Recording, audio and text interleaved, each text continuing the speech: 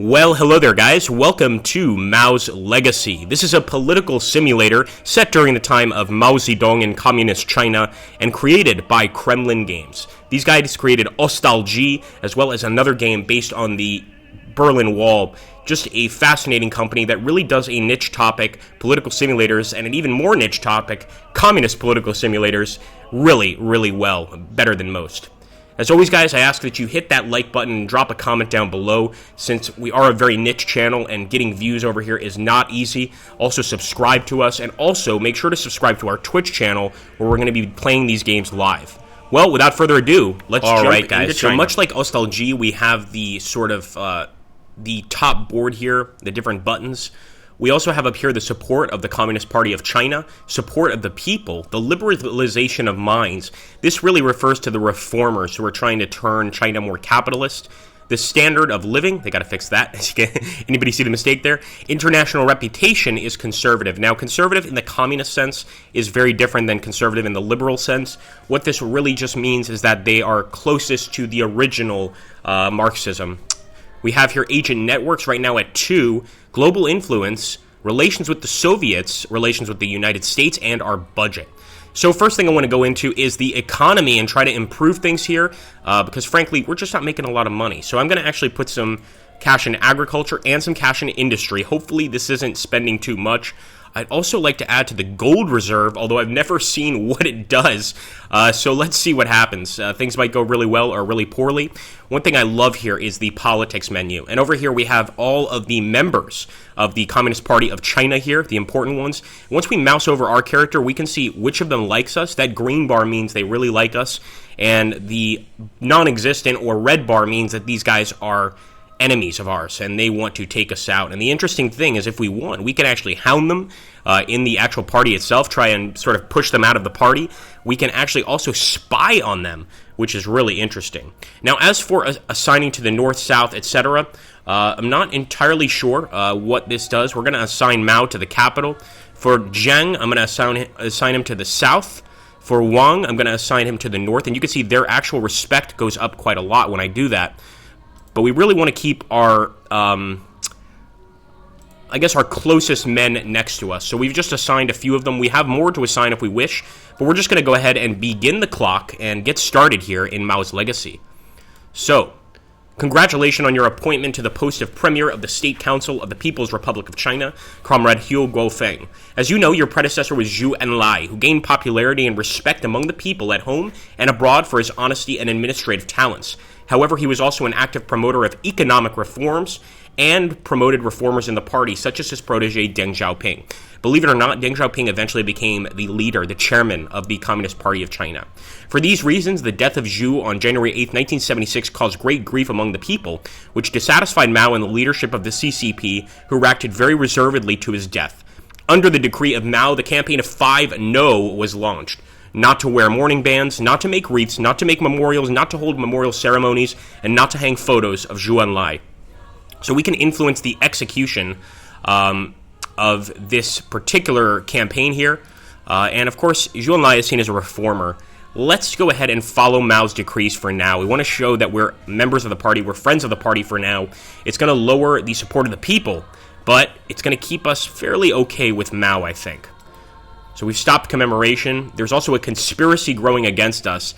This is absolutely a cause for concern. We want to keep our eye on that. We just don't know what's going to happen. All right. The death of Zhou Enlai seriously affected the position of his protege Deng Xiaoping, who was left without the patronage of his former prime minister. He's now under constant attack by the radicals headed by Mao Zedong's wife Jiang Qing. And on February 2nd, Xiaoping was transferred to the work in the field of external relations.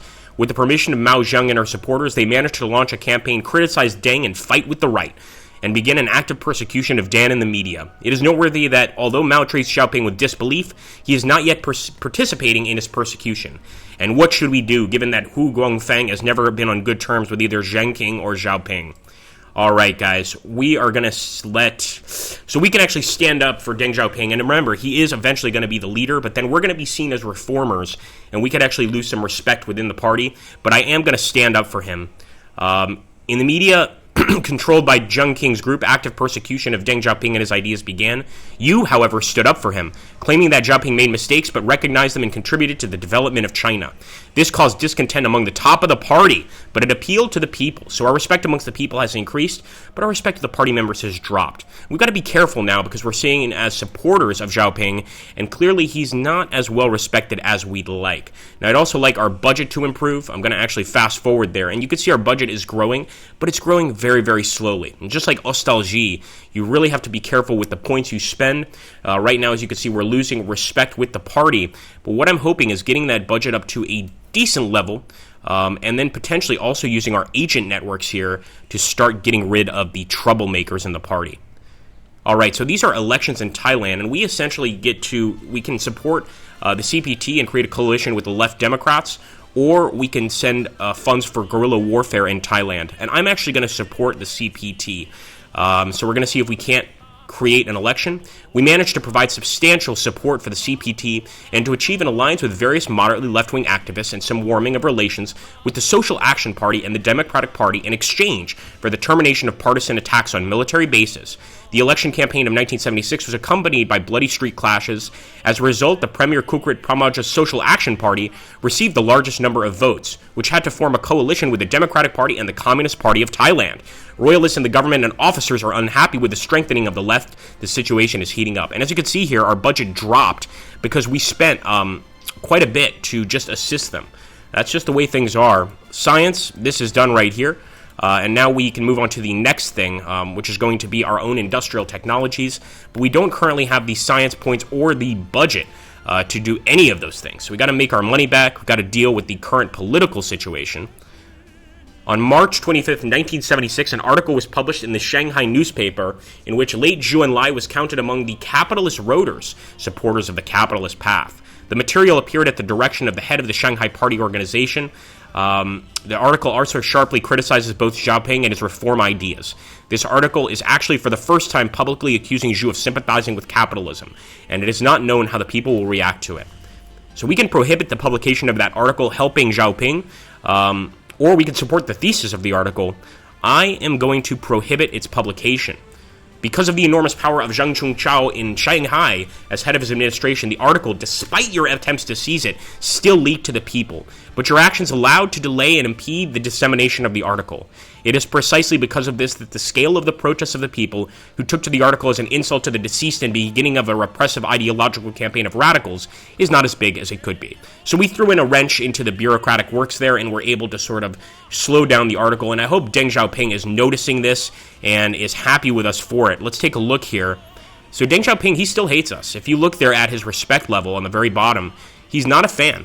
In fact, the guys that are the closest fans to us are the radicals. So for whatever reason, he's just not a fan of us. Now, I want to get rid of Shen Xilian, and we can go ahead and spy on him using 3 agents. We've got the points there. So that's what I'm going to do, because he doesn't like us very much, and perhaps we can determine what kind of conspiracy is happening here and fix it very, very quickly before it blows up in our face. At least that's the hope, because we are losing a lot of respect with the party itself. Okay, so Tiananmen Square has occurred, and of course, a lot of people seem to think that Tiananmen Square was a pro-capitalist movement. It wasn't at all. It was pro-democracy. Most of the students, if you actually look at pictures of Tiananmen Square, they had Communist Party banners, and they were really, fans of Zhou Enlai. They were fans of the reformers, but they were still at their heart communists. They just wanted respect for the people, political rights, etc. And of course, eventually, they were killed. So we can disperse with the army and the police. We can call all to go away and disperse the remaining, or call everyone to go away and cordon off the rest until they leave. That last option would stop the Tiananmen Square massacre and allow them to protest, but would certainly piss off the party big time. So I'm going to be vicious, and I'm going to disperse the area. Now, that's brought down our support of the people dramatically. It's also brought down our liberalization of minds. So perhaps there could have been another way to get around that. But now we have to see if we can improve things. Support of the people is actually increasing, and we can increase it more using the budget. But the support of party is still low, although thankfully we bought ourselves some time by allowing the Tiananmen, or cracking down, on the Tiananmen Square protests. Let's also take a look here at politics once again. I want to see if Zhao Ziyang... So we already spied on him. Let's open an investigation on him. And we'll open an investigation on Chen Xilian. And as for economy, I really would like to throw some into social services like welfare. This should gain more support with the people. Let's see if it does. Could be wrong. It's also going to cost us more money. But let's continue. That welfare could take some time to actually start coming in, start trickling in.